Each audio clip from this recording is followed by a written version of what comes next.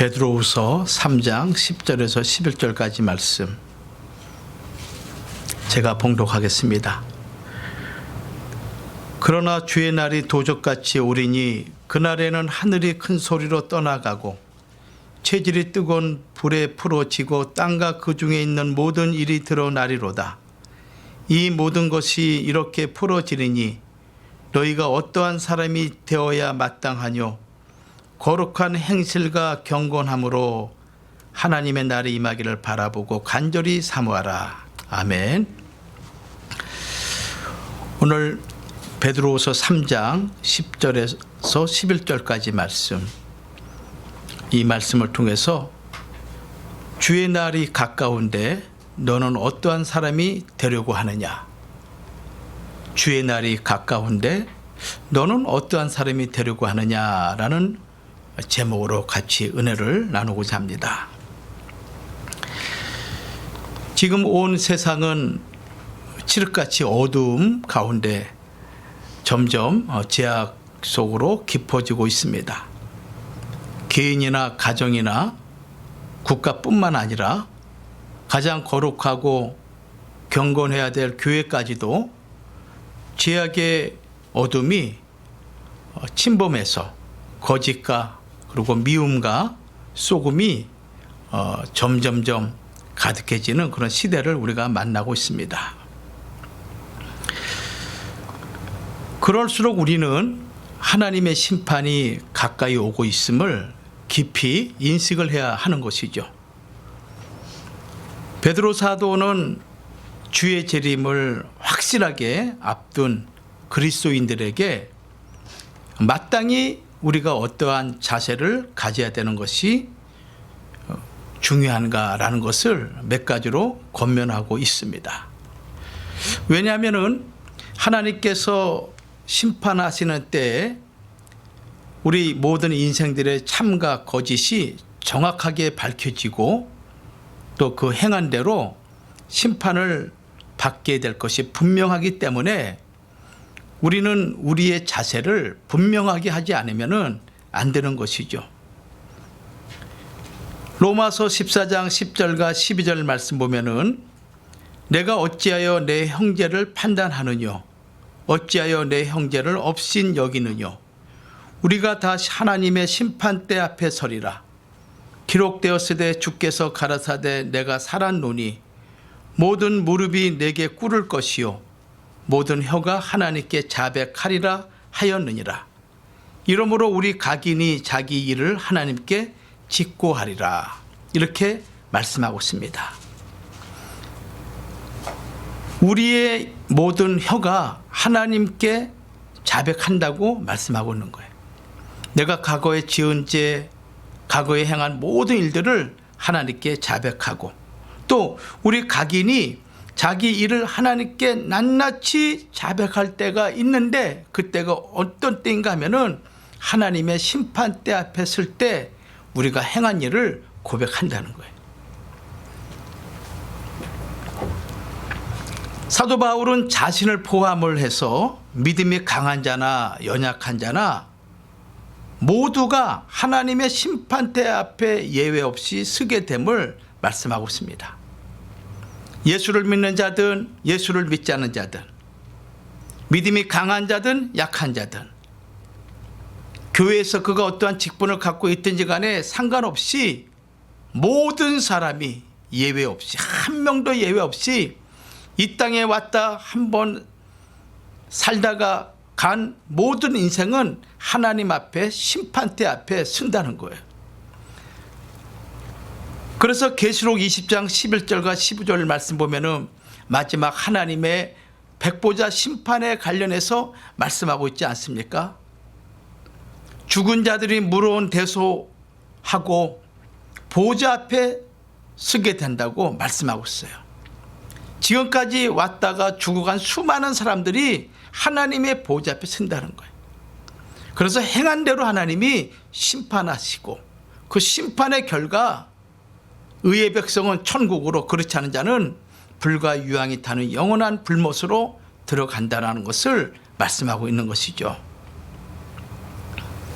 로마서 2장 6절과 9절도 같은 말씀이에요.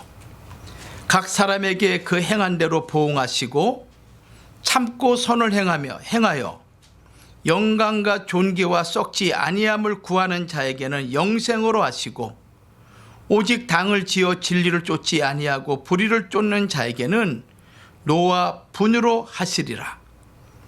악을 행하는 각 사람에게 영에게 환난과 곤고가 있으리니, 이렇게 로마서 2장 6절과 9절은 말씀하고 있습니다.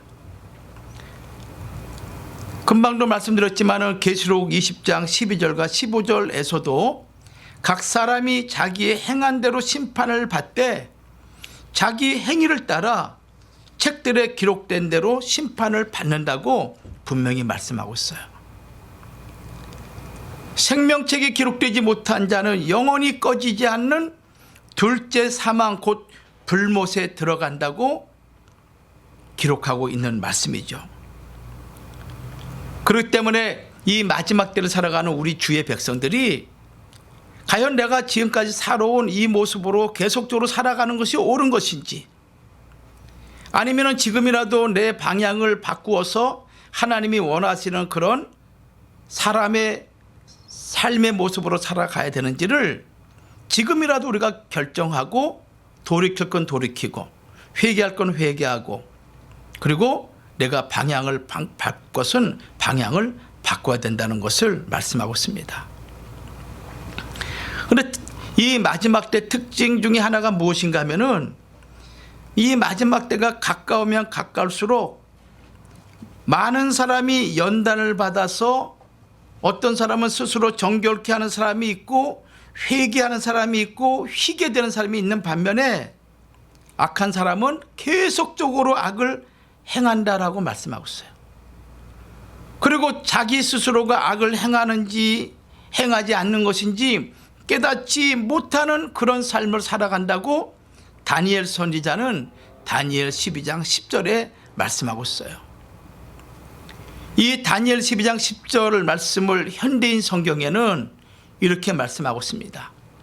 시련과 박해를 통해서 많은 사람이 연단을 받아 정결하게 될 것이다. 이 마지막 때일수록 많은 주의 백성이 연단을 받아서, 그리고 시련을 통해서 정금과 같이 빛나는 그런 사람으로 다시 새롭게 된다는 거예요. 그러나 악한 사람은 계속 악을 행할 것이다. 오직 지혜 있는 자만이 이 사실을 깨닫는다라고 말씀하고 있는 거예요. 시험과 고난은 우리를 정결케 하는 도구라는 사실을 여러분들 꼭 기억하세요. 왜 왜 내가 예상치 못하는 일들이, 왜 이런 일들이 내게 자꾸 벌어지느냐 할 때, 그 순간 우리는 무엇을 생각합니까? 자기 자신을 돌아보게 되고, 또 이걸 통해서 하나님이 내게 말씀하시고자 하시는 것이 무엇인가라는 것을 알게 되고 깨닫게 되는 것이죠. 그래서 시련과 연단은 하나님의 백성으로 하여금 더욱 정결케 만들고 희게 만들고, 그리고 하나님을 더욱더 가까이 하는 그런 하나님의 훌륭한 훈련의 도구라는 것입니다. 그래서 이 시련과 또는 연단을 받을 때 여러분들 오히려 감사함으로 이 시련과 연단을 잘 통과하시기를 주의 이름으로 축복합니다.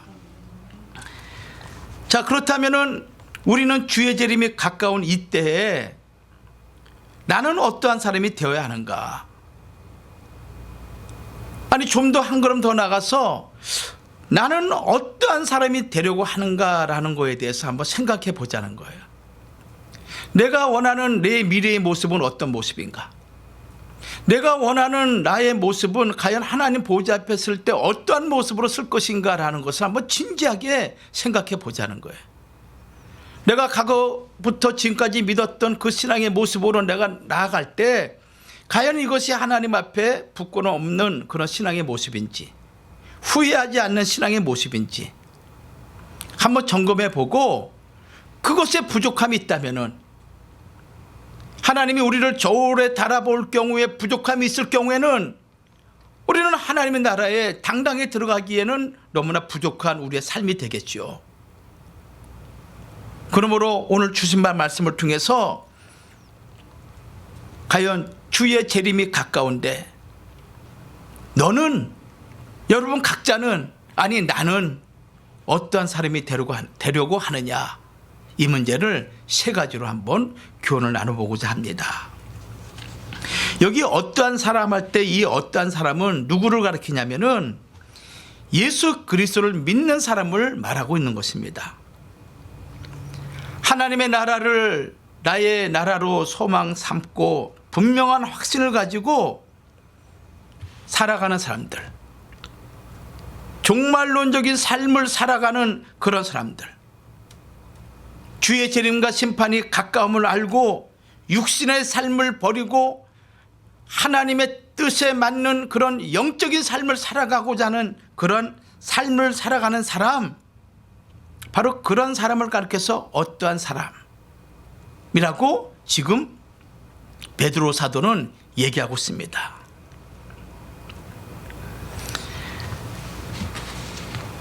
여기 3장 10절 11절 말씀 보면은 어떠한 사람이 되어야 마땅하뇨 할 때 이 마땅하다라는 이 단어는 헬라어로 데이라는 단어를 써요.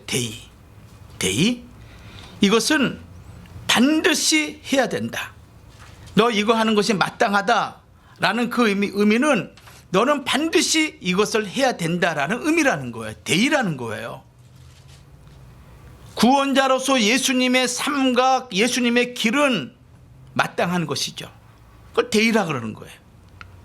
내가 예수를 믿는 하나님의 백성으로서 그리스도의 발자취를 쫓아가는 그런 삶은 뭡니까? 마땅한 거예요. 대인 거예요. 주의 재림을, 그리고 주의 심판이 분명히 있음을 알고도 내가 어떠한 자세를 취해야 되는가? 너무 마땅하다는 거예요. 그때 쓰는 단어가 헬라어 데이라는 단어예요. 자, 그럼 첫 번째 대지로 어떤 사람이 되어야 되는가? 너는 어떤 사람이 되려고 하느냐 할 때 첫 번째, 하나님께서 아시는 사람이 되어야 한다. 하나님께서 아시는 사람이 되어야 돼. 고린도전서 8장 3절 말씀 보면은 또 누구든지 하나님을 사랑하면 이 사람은 하나님의 아시는 바 되었느니라. 하나님이 아신 바 된 사람이 되어야 되는 거예요. 그러니까 여러분들이 온 마음과 뜻과 정성을 다해서 하나님을 사랑합니까? 그 사람은 하나님이 아신 바 된 사람이라는 거예요. 하나님이 주권적으로 우리를 선택하시고 우리를 불렀죠. 우리가 무엇을 잘했기 때문에 조건부적으로 우리를 부른 것이 아닙니다. 하나님이 우리를 만세전부터 영원한 생명과 구원을 주시기 위해서 택하신 하나님의 백성인 거예요. 그런데 그 사실을 내가 의식적으로만 갖고 있는지, 아니면 나의 전인격적인 삶 속에서 내가 과연 하나님께서 아시는 사람인지 자기 자신을 되돌아보라는 거예요. 우리가 하루 24시간을 살아가고 한 주간을 살아가고 한 달을 살아가고 1년을 살아갑니다. 어느덧 우리가 살아온 생애가 50, 60, 70 이런 삶을 살아왔죠. 한번 이 시점에서 여러분 자신 과거를 한번 되돌아보면서 내가 과연 하나님이 아시는 사람으로서의 삶을 살아왔는가, 이걸 한번 생각해 보라는 거예요. 여러분, 쌓은 선에서 선을 내는 것이지 갑작스럽게 악한 사람이 선한 사람이 될 수가 없는 것입니다. 쌓은 악에서 악을 내는 거예요. 지금까지 계속 악을 행한 사람이 갑자기 선을 행한다는 거 불가능하다는 거예요. 그렇기 때문에 오늘 이 말씀을 통해서 여러분들이 내가 지금까지 열심을 다하고 내 나름대로는 스스로 자유하는 그런 신앙일지는 모르겠지만은 이 말씀을 통해서 오늘 이 순간, 아니 오늘 이 밤에 주님이 오신다 그런다면은 내가 그 앞에 설 때 과연 하나님 앞에 내가 하나님이 아시는 사람이 되는가라는 것에 대해서 한번 생각해 봐요. 디모데후서 2장 19절에도 주께서 자기 백성을 아신다 하며 또 주의 이름을 부르는 자마다 불의에서 떠날지어다 하였느니라. 주께서 자기 백성을 아신다라고 이렇게 말씀하고 있어요. 그렇기 때문에 너희가 주의 이름을 부르는 자라면은 불의에서 떠나라, 이 말씀하고 있는 거예요. 디모데후서 2장 19절에 하나님께서 아시는 백성은 요한복음 10장 14절 말씀 보면은 하나님의 양들이죠. 하나님의 양들은 우리 하나님이 아십니다. 요한복음 10장 14절 말씀 보면은 나는 선한 목자라 내가 내 양을 알고 양도 나를 아는 것이다.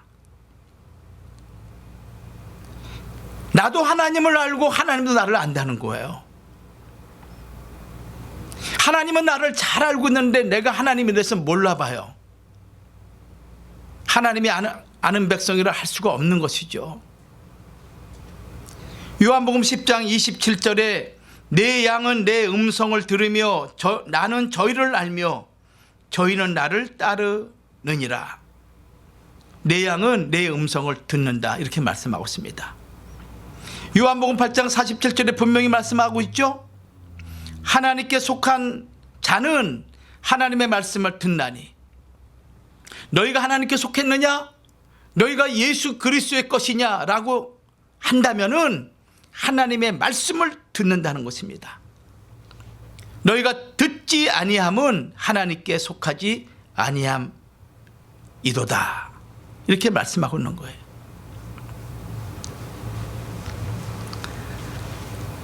요한계시록 7장 13절과 14절에도 같은 말씀이에요. 장로 중에 하나가 응답하여 내게 이르되 이 흰옷 입은 자들이 누구며 또 어디서 왔느뇨? 내가 가로되 내 주여 당신이 알리이다. 하나님만 아시는 거야.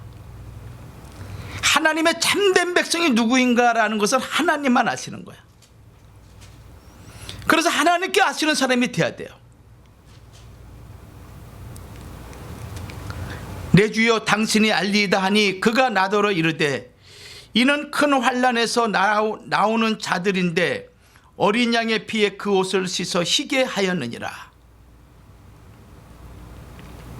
여러분들은 하나님이 아시는 자 분명합니까?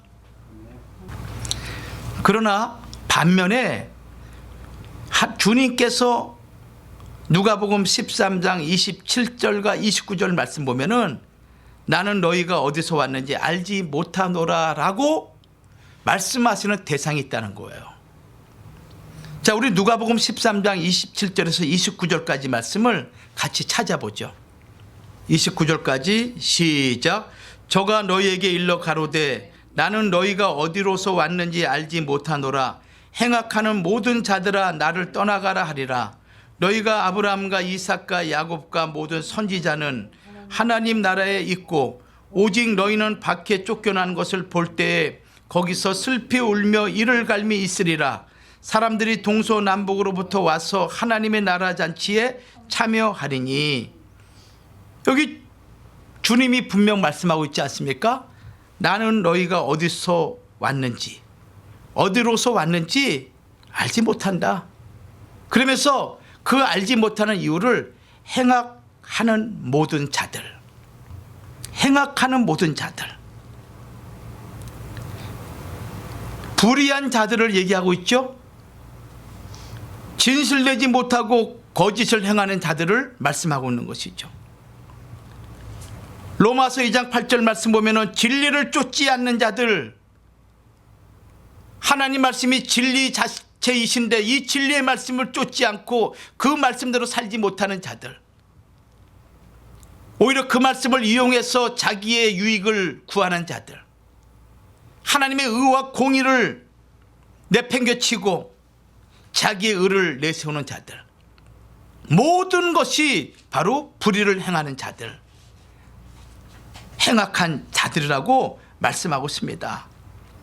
그러면서 말씀하기를 너희는 밖에 쫓겨날 것이요 동서남북에서 사방에서 이름도 없이 빛도 없이 하나님의 의와 하나님의 공의를 세우며 복음 전선에서 힘을 다해서 일했던 주의 백성들이 다 와서 하나님 나라를 차지하고 그 잔치에 참여한다고 예수님이, 심판주 되시는 예수님이 직접 말씀하신 거예요. 로마서 8장 6절 말씀 보면 육신대로 살아가는 자들이죠. 하나님과 원수가 되는 자들입니다. 그들이 행하는 일에 대해서 갈라디아서 5장 19절과 21절은 분명하게 그들이 행한 악이 무엇인가라는 것을 기록하고 있어요. 마태복음 7장 21절과 23절에도 우리가 잘 알고 있는 말씀 아닙니까? 나더러 주여 주여 하는 자마다 천국에 다 들어갈 것이 아니요 다만 하늘에 계신 내 아버지 뜻대로 행하는 자라야 들어가리라. 그때 내가 저희에게 밝히 말하되 내가 너희를 도무지 알지 못하니 불법을 행하는 자들아 내게서 떠나가라 하리라.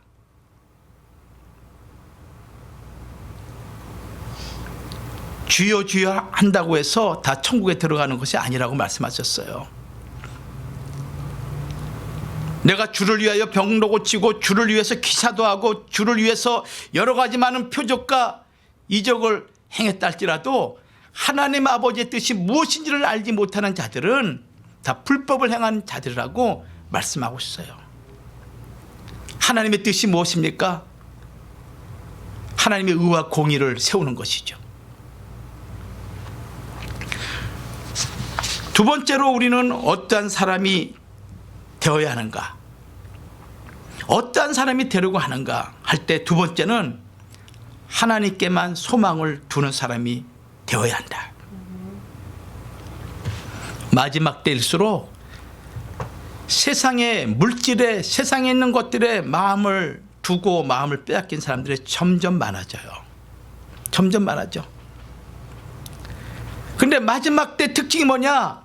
어떤 사람이 하나님 보좌 앞에 당당하고 용기 있게 설 수 있느냐? 하나님께만 소망을 두는 사람이 하나님 보좌 앞에 당당하게 설 수가 있어요. 할렐루야. 시편 146편 5절 말씀 보십시오. 야곱의 하나님으로 자기 도움을 삼으며 여호와 자기 하나님에게 그 소망을 두는 자는 복이 있도다. 여호와 하나님, 여호와 자기 하나님이야. 남의 하나님이 아니야. 내 하나님이야. 내 하나님. 시편 146편 5절에 여호와 자기 하나님에게 그 소망을 두는 자는 복이 있도다. 내 하나님이야. 내 하나님.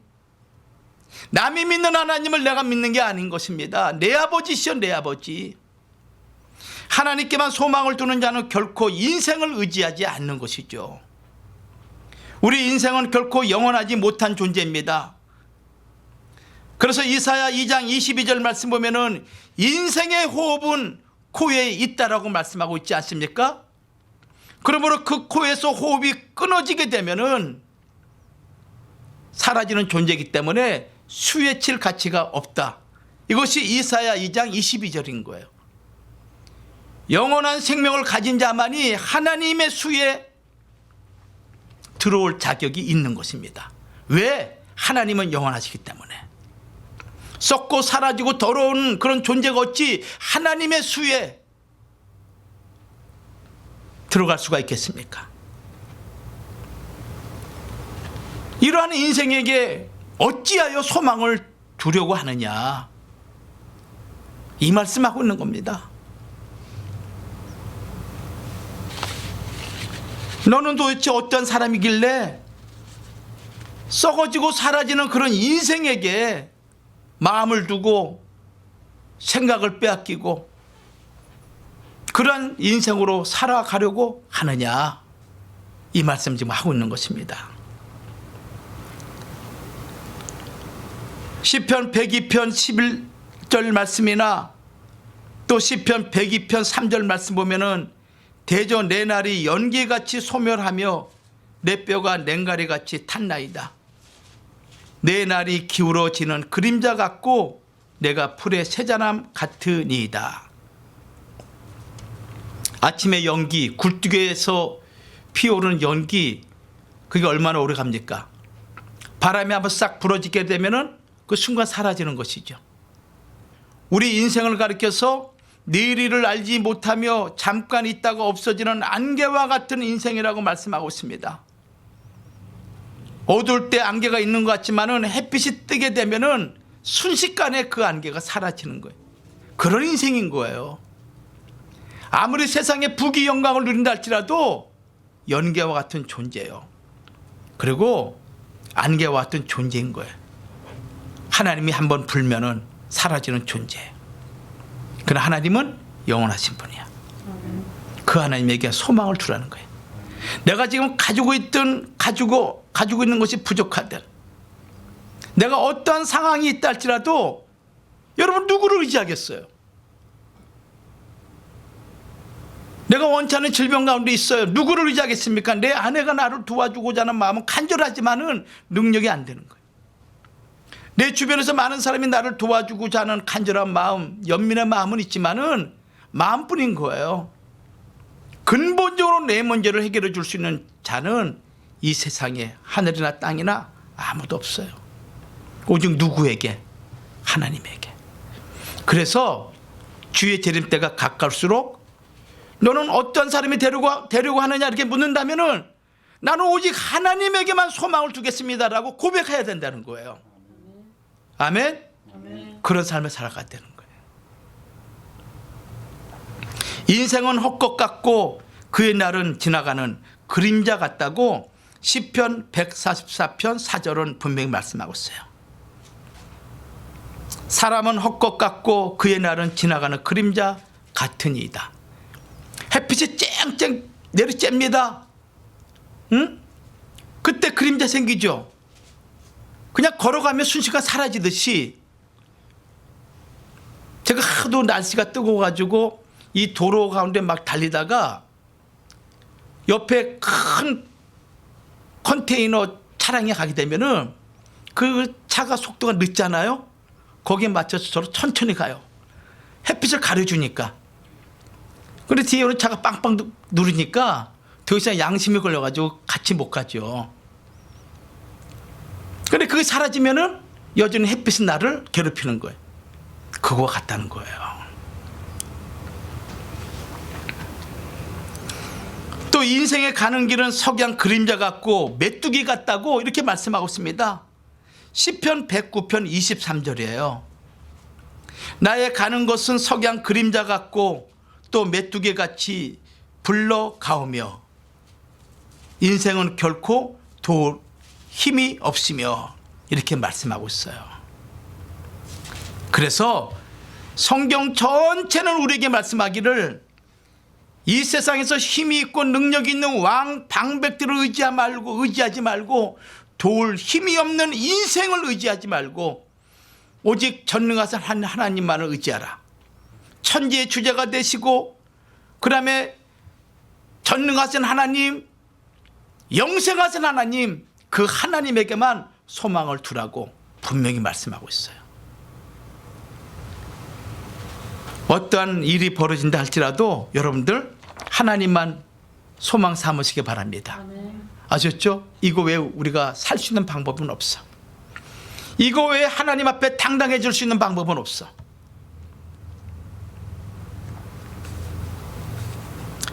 그러므로 인생을 의지하지 말고 유한한 인생보다 영원하신 하나님께 소망을 두고 그분께 피한한 자 복이 있다고 시편 118편 8절에서 9절에 말씀하고 있습니다. 우리 한번 찾아보죠. 시편 118편 8절에서 9절 시작. 여호와께 피함이 사람을 신뢰함보다 나으며 여호와께 피함이 방백들을 신뢰함보다 낫도다. 이 말씀 평생 잊지 마십시오. 아셨죠? 그러면 세 번째, 거룩한 행실과 경건함으로 거짓 없는 삶을 살아야 된다. 주의 재림이 가까운데 너는 어떤 사람이 되려고 하느냐 할 때 묻는다면은 거룩한 행실, 경건함으로 거짓 없는 삶을 살아야 된다. 이게 세 번째인 거예요. 거룩한 행실과 경건함 무엇을 말하고 있습니까? 거룩이라는 것은 죄악으로부터 분리되어서 하나님께 헌신된 것을 거룩하다 그런 거예요. 하나님께 드리는 것은 모든 것이 거룩한 거예요.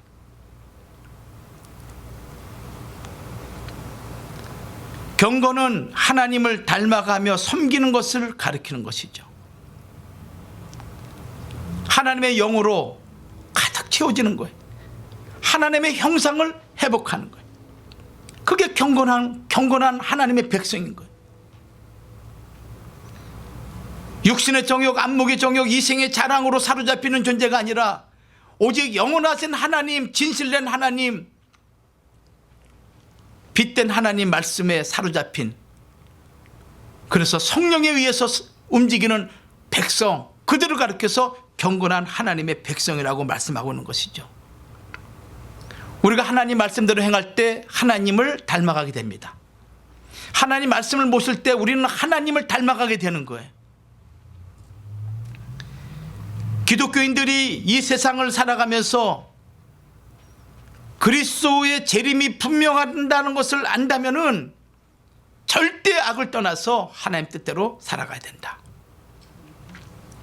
여러분들 주의 재림 가까움을 느끼고 있습니까? 여러분들 주의 재림이 사람들이 아는 것 같이 멀리 있는 것이 아닙니다. 그래서 사도 바울이 로마서 13장에 무슨 말씀하고 있습니까? 자, 로마서 13장 말씀 볼게요. 11절부터 우리 14절까지 시작. 또한 너희가 이 시기를 알거니와 자다가 깰 때가 벌써 되었으니 이는 이제 우리의 구원이 처음 믿을 때보다 가까웠음이니라. 뭐라고 말씀하고 있습니까? 우리 구원이 처음 믿을 때보다 가까웠다는 거예요. 12절. 밤이 깊고 낮이 가까웠으니 그러므로 우리가 어둠의 일을 벗고 빛의 갑옷을 입자. 13절. 낮에와 같이 단정히 행하고 방탕과 술 취하지 말며 음란과 호색하지 말며 쟁투와 시기하지 말고 14절 큰 소리로 시작. 오직 주 예수 그리스도로 옷 입고 정욕을 위하여 육신의 일을 도모하지 말라. 아멘. 아셨죠? 밤이 깊고 낮이 가까웠다. 이 말씀이 사도 바울이 이 로마서를 기록할 때 하신 말씀이에요. 그 이후로 2000년이나 시간이 흘렀으니 얼마나 시간이 가까웠습니까? 얼마나 밤이 깊어 가고 있습니까?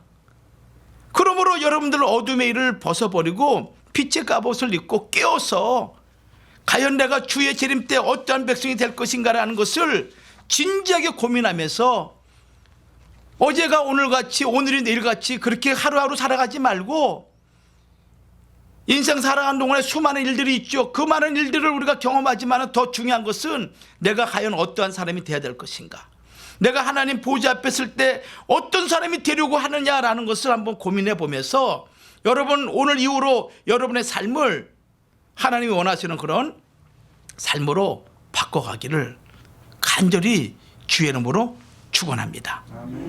그럴 때 우리의 삶이 용기가 있고 자신 있고 담대해질 수가 있는 거예요.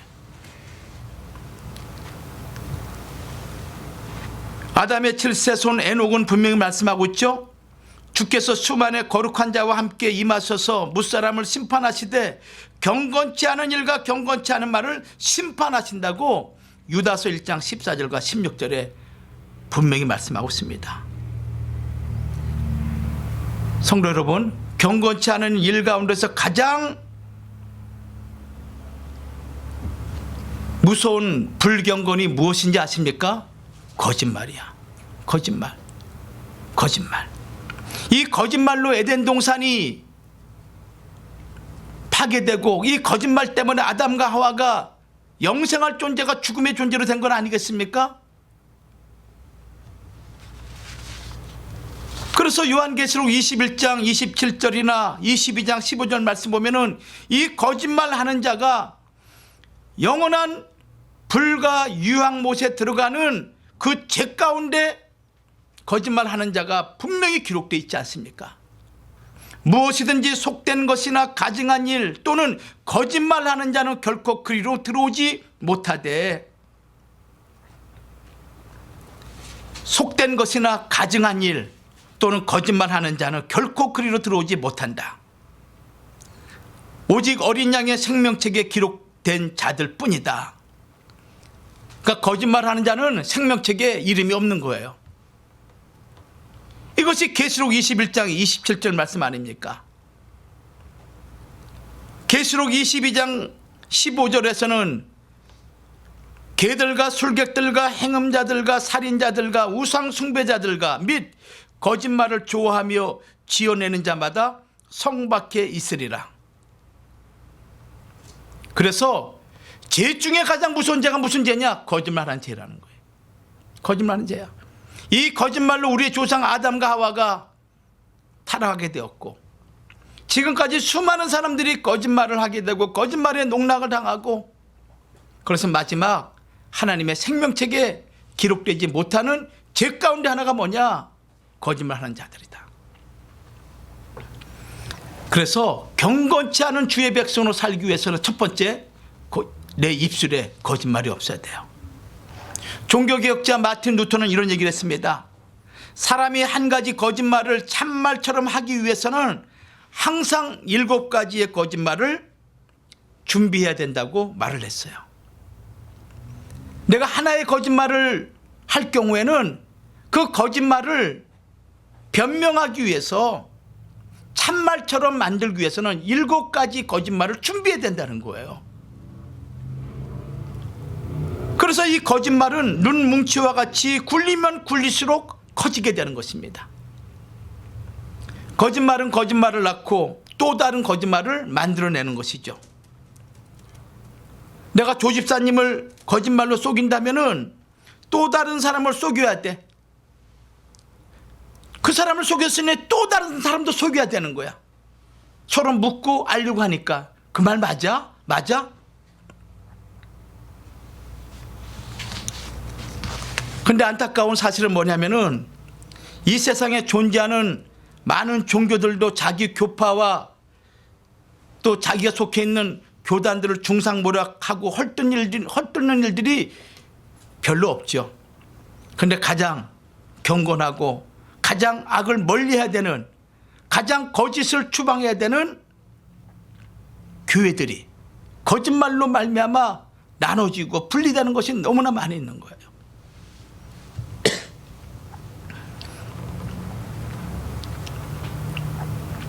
거짓을 가리기 위해서 또 다른 거짓말을 만들고, 사실을 왜곡한 말, 또 거짓된 글을 써가지고 신실한 사람들의 마음을 미혹하게 하는 일들이 얼마나 많은지 몰라요. 사람의 영혼을 사냥하는 무서운 죄가 되는 것이죠. 또 우리가 이렇게 말씀으로 성장했으면 어느 때까지 이런 어리석고 거짓말에 미혹당해서 분별하지 못한 일에 미혹되고 유혹을 당할 것인가? 성도 여러분, 사람이 거짓된 이유가 무엇이겠습니까? 무엇이라 생각합니까? 야고보 사도는 딱 한 단어로 얘기했습니다. 사람이 거짓말하고 거짓된 삶을 살아가는 것은 자기 욕심에 미혹당합니다 라고 말씀하고 있어요. 야고보 1장 14절과 15절 말씀이죠. 오직 각 사람이 시험을 받는 것은 자기 욕심에 끌려 미혹됨이니 욕심이 잉태한 즉 죄를 낳고 죄가 장성한 즉 사망을 낳느니라. 지금은 구원의 황혼기라 할 수가 있습니다. 구원 역사가 이제 마무리하는 그런 시대를 우리가 만나고 있어요. 그래서 땅끝까지 우리는 천국 복음을 전해야 되는 사명이 우리에게는 너무나 막중한 거예요. 너는 어떠한 사람이 되려고 하느냐 물을 때 대답이 분명해야 됩니다. 거짓의 미혹의 말에 넘어가지 말고 잃어버린 한 마리 양을 찾아 다니시는 주님의 심정을 가지고 한 사람이라도 구원의 길로 인도하는 그런 전도의 열심을 가져야 된다는 것입니다.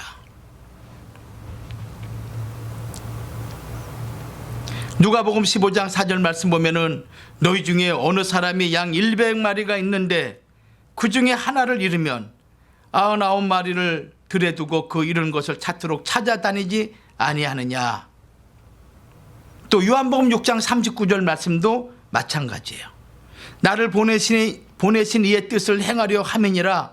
나를 보내신 이의 뜻은 내게 주신 자 중에 내가 하나도 잃어버리지 아니하고 마지막 날에 다시 살리는 이것이다 라고 말씀하고 있죠. 그래서 마지막 칠흑같이 점점 어둠이 깊어지는 때일수록 복음 전하는 일에 우린 더 열심을 다해야 될 줄 믿습니다. 결론 맺습니다. 인생은 석양의 그림자같이 신속히 지나갑니다. 한 번 왔다가 한 번 가는 것은 정한 이치인 것입니다. 그리고 반드시 그 누구도 예외 없이 예수님을 믿는 자나 믿지 않는 자나 하나님의 심판대 앞에 서게 됩니다. 그때 지나온 모든 삶의 진실들이 명확하게 드러내지고 밝혀집니다.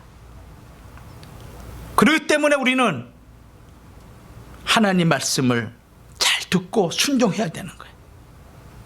그리고 지금까지 내 안에 있었던 남들이 알고 있든 모르고 있든 내 안에 있는 모든 거짓과 불경건한 어둠의 일을 버리고 지혜로운 다섯 처녀처럼 기름을 준비하되 우리의 영혼의 등불을 하나님의 말씀의 빛으로 환히 밝히는 그런 믿음의 권속들이 되어야 될 줄 믿습니다. 그래서 우리 각자가 다시 한번 점검해 보시기 바랍니다. 과연 나는 하나님이 아시는 사람인가? 겉으로만 아는 사람인지 아니면 내 속에 깊은 것까지 아시는 하나님이신지. 우리 친구 관계도 그렇지 않습니까? 그냥 악수하고 지나가는 사람이 있는 반면에 깊은 포옹을 통해서 정말 사랑하고 격려해 주는 사람이 있어요. 또 그 사람의 그 마음 아픈 것까지 같이 공감하면서 같이 울어주고 같이 웃어주는 그런 사람이 있는 거예요. 나는 하나님을 얼만큼 알고 있는가? 또 하나님은 나를 과연 얼만큼 나를 알고 계시는가? 물론 하나님은 다 알고 계시죠. 그러나 신앙적인 관점에서 과연 내가 하나님 앞에 그런 존재인가? 라는 것을 생각해 보라는 거예요. 그리고 하나님께 내가 소망을 두는 사람인가? 진정한 소망을 두는 사람인가? 그렇다면 경건한 행실과 경건한 거룩한 삶을 살아가야 되는 거 아닌가? 이 세 가지는 분리할 수 없는 세 가지의 조건인 것입니다. 이 세 가지를 여러분들 마음속 깊이 새기고 오늘 이후로부터 주의 재림을 기다리는 주의 백성들이 주의 심판대 앞에 나는 어떤 사람으로 설 것인가 진지하게 고민하시면서 한 주간도 승리하는 믿음의 권속들이 되기를 주의 이름으로 축원합니다.